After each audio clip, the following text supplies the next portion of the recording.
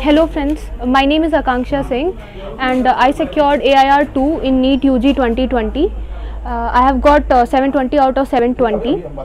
So I would like to tell about the paper examination first. So NEET UG 2020 का जो paper था it was quite on the easier side. So only few questions were moderate. Otherwise जो पूरा paper था वो काफ़ी easier side पे था. मैंने उन पूरा पेपर 1 hour 45 minutes में complete कर लिया था. उसके बाद मैंने OMR बबल किया.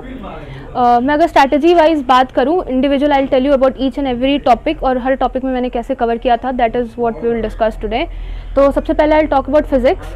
तो फिज़िक्स में बेसिकली मेरे टाइम पे जैसे अभी एम्स को जो है एम्स दिसंबर 2019 में ही हटा है. उसके पहले एम्स का एग्ज़ाम भी होने वाला था और जिपमर भी होने वाला था. तो उसमें फ़िज़िक्स जो है वो काफ़ी हायर लेवल पे पूछी जाती है.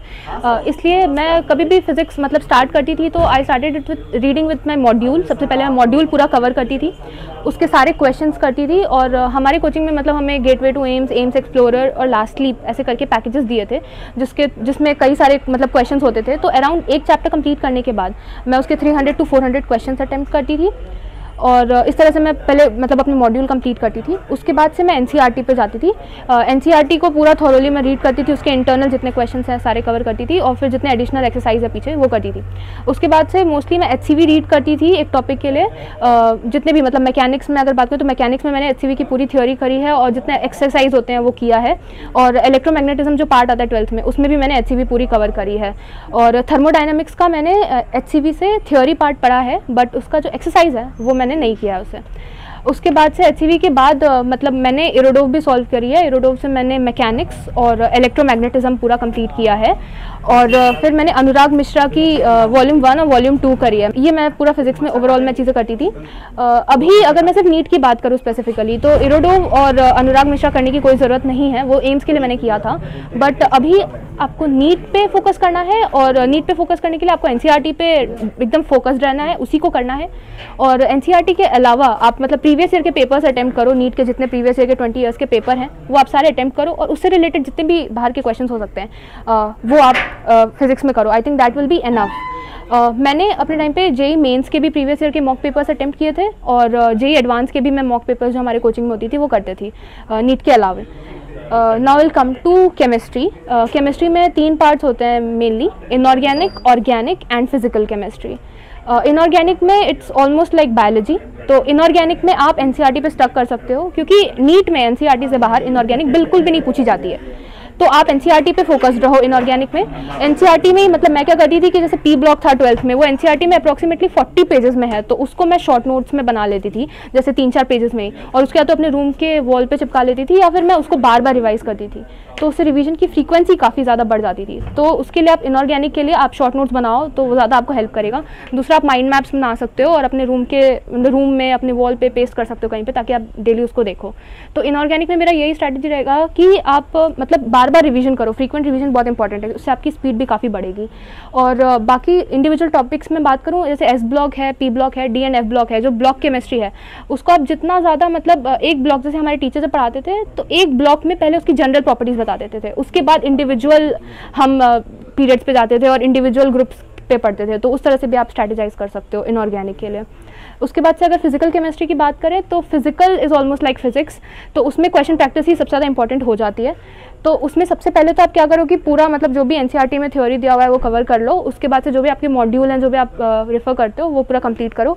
फिर उसमें खूब सारी क्वेश्चन प्रैक्टिस कर सकते हैं और मैं नोट्स भी अपने पढ़ती थी. ऐसे कोई मैंने अदर बुक सॉल्व नहीं की है. उसके बाद से ऑर्गेनिक केमिस्ट्री की बात करें तो ऑर्गेनिक केमिस्ट्री मतलब काफ़ी कंसेप्चुअल पार्ट होता है. उसमें कई सारे मैकेनिज्म होते हैं, रिएक्शन मैकेनिज्म. तो वो रिएक्शन मैकेनिज्म कवर करने के लिए मैं अपने नोट्स रेफर करती थी. बाकी अदरवाइज अगर वो नहीं हो पाता था तो मैं कुछ पीटर साइक्स से भी पढ़ती थी. पीटर साइक्स में काफ़ी अच्छा दिया हुआ है, उससे कॉन्सेप्चुअल क्लैरिटी बहुत अच्छी आती है. और पीटर साइक्स के अलावा मैंने ज़्यादा बुक्स मैंने सिर्फ क्वेश्चन प्रैक्टिस के लिए बुक्स की हैं. और अदरवाइज मैं जेई एडवांस के इसमें भी मॉक पेपर्स करती थी. उससे मतलब रिएक्शन के मतलब मैकेनिज्म का काफ़ी अच्छा आइडिया लगता है, तो वो भी आप कर सकते हो. बट नीट के लिए I won't suggest that. NEET के लिए तो स्पेसिफिकली एनसीईआरटी के जितने नेम्ड रिएक्शंस हैं आप एक शॉर्ट नोट्स बनाओ और उसमें रिएक्शन का नाम और रिएक्टेंट से जो प्रोडक्ट बन रहा है वो आप पूरा नोट डाउन कर लो और एक वो नोट रखो अपने पास और उसको रिवाइज करो. तो आपके माइंड में बैक ऑफ द माइंड आपके वो मैकेनिज्म होना चाहिए. बट फ्रीक्वेंटली आपके दिमाग में जो चीज़ आनी चाहिए वो तुरंत रिएक्टेंट और उसका प्रोडक्ट है. तो इस तरह से आप शॉर्ट नोट्स बना के ऑर्गेनिक को ईजिली रिवाइज कर सकते हो. बट समझने के लिए मैकेनिज्म आपको पूरा क्लियर होना चाहिए. उसके बाद से now will come to biology. तो बायोलॉजी में तो ऑलमोस्ट 90 में से 85 to 86 क्वेश्चंस जो हैं वो एनसीईआरटी से आते हैं। तो अगर आप स्पेसिफिकली नीट के लिए फोकस्ड हो तो आपको एनसीईआरटी के अलावा कुछ और करने की ज़्यादा ज़रूरत नहीं है। लेकिन अगर 2-3 क्वेश्चन का आपको एच चाहिए और आपको बहुत अच्छी रैंक चाहिए तो उसके लिए आप कोचिंग के मॉड्यूल, जो भी आप कोचिंग ज्वाइन कर रखा है आपने, उसके मॉड्यूल पढ़ सकते हो। वो आपको डेफिनेटली वो 2-3 क्वेश्चन में एच देगा।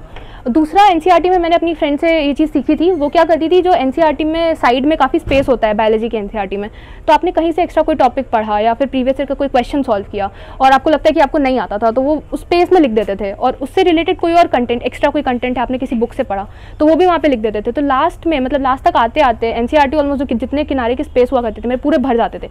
तो लास्ट में वो मेरे को रिवाइज करने में बहुत हेल्प होती थी। अगर मैंने एनसीईआरटी से रिवाइज कर लिया तो मेरा पूरा ऑलमोस्ट वो चैप्टर हो जाता था, तो बार बार मुझे मॉड्यूल नहीं खोलना पड़ता था। तो ये स्ट्रैटेजी आप भी अपना सकते हो। दूसरा, बायोलॉजी में मैंने कैम्बेल पढ़ी है क्योंकि मैंने ओलंपियाड्स भी दिए थे। तो अगर आप ओलंपियाड्स के लिए और केवीपीआई के लिए फोकस कर रहे हो तो Campbell is a good book, but if you are focusing only NEET then I don't suggest it because it's quite lengthy book and it's written for mainly for olympiads. तो उस पर्पज से अगर आप पढ़ रहे हो तो कैम्बेल पढ़ सकते हो। अदरवाइज आप एनसीईआरटी पे स्टक करो, प्रीवियस ईयर के क्वेश्चंस करो, मैक्सिमम क्वेश्चन प्रैक्टिस करो ताकि आपकी स्पीड बढ़े। और दूसरा, क्वेश्चन प्रैक्टिस के अलावा आप मतलब मॉड्यूल भी अगर आपके पास टाइम है तो आप पढ़ लो। बट बायोलॉजी में मैं स्पेसिफिकली कहूँगी कि एनसीईआरटी का रिवीजन इज़ अ मस्ट। मतलब लास्ट तक आते आते बायोलॉजी के एक एक टॉपिक पे ऑलमोस्ट मैंने 20 से 25 बार रिवाइज तो कर लिया था। 20 बार तो मैंने किया था हर चैप्टर रिवाइज। नाउ आइड मतलब ये तो मतलब था कि पूरा स्ट्रैटेजी की किस तरीके से आप इंडिविजुअल सब्जेक्ट्स में पढ़ सकते हो। नेक्स्ट, अगर मैं अपने बारे में बताऊँ तो क्लास 10th तक मैंने कसिया कुशीनगर से पढ़ाई करी है, नवजीवन मिशन स्कूल से। और कोचिंग मैं आकाश गोरखपुर में करती थी जो कि अराउंड 70 किलोमीटर्स था मेरे घर से, तो मैं बाई बस ही ट्रैवल करती थी। तो उस वजह से काफ़ी प्रॉब्लम्स होती थी और एजुकेशन का भी यहाँ पे स्कोप उतना ज़्यादा नहीं था। तो 11th-12th में me and my father we move to Delhi. तो पापा ने वॉलंटरी रिटायरमेंट की थी एयरफोर्स से और हम दोनों मतलब दिल्ली में ही रहे थे। और मैंने स्मार्टफोन भी अवॉइड किया था, मैं नहीं रखती थी। मेरा कोई सोशल मीडिया अकाउंट भी नहीं है FB, ट्विटर या इंस्टाग्राम पे। तो आप भी जितना अवॉइड कर सकते हो उसको करो। बाकी हमारे हॉस्टल में एक कॉमन कंप्यूटर था, तो जिससे मैं यूट्यूब पे कोई वीडियो मुझे देखनी है स्टडी से रिलेटेड कंटेंट तो वो मैं देखती थी। और उसके अलावा मतलब मैं नरेंद्र मोदी से काफ़ी इंस्पायर्ड हूँ तो मैं उनको सुनती थी। और संदीप माहेश्वरी वो एक मोटिवेशनल स्पीकर हैं तो मैं उनको भी सुनती थी। और मुझे म्यूज़िक बहुत पसंद है तो मैं गाने सुनती रहती थी अरिजीत सिंह के, अपने माइंड को मतलब बूस्ट रखने के लिए। This was what I had to say. मैं आगे जाके मतलब एम से MBBS करना चाहती हूँ, होपफुली वो मुझे मिल जाएगा। उसके बाद से मैं न्यूरो सर्जन बनना चाहती हूँ और न्यूरोलॉजी के फील्ड में रिसर्च करना चाहती हूँ। और जो लोग मतलब अभी इसको देख रहे हैं उनको मेरा तरफ से ये सजेशन है और मैं ये एडवाइस उनको करूँगी कि always keep your dreams, your aspirations very high और उसको अचीव करने के लिए whatever it takes give it. मतलब जितना आपको हार्डवर्क करना पड़ रहा है आप करो, कभी पीछे मत हटो। और ये चीज़ मत देखो कि 1 घंटा पढ़ लिया चलो रहने देते हैं। जब तक एक टॉपिक खत्म नहीं हो जाता, मीन्स यू स्टार्टेड तो you have to end it, तो वो उसको टाइम लिमिट में मत बाउंड करो। जब तक वो कंप्लीट नहीं हो जाता, ईजी, मॉडरेट, डिफिकल्ट, पूरा कंप्लीट करो उसको। जितना डीप अंडरस्टैंडिंग आप रखोगे चैप्टर की, बाद में आपको उतना ईजी होगा। तो that is what I want to say कि do smart work along with hard work and that will definitely pay you success. And at the end, thank you for watching and I hope it was useful. And if you have any doubt then please ask it in the comment box. I'll try to reply it when I get the time. So thank you. Please, if you liked it, so hit the like button, share and subscribe. Thank you.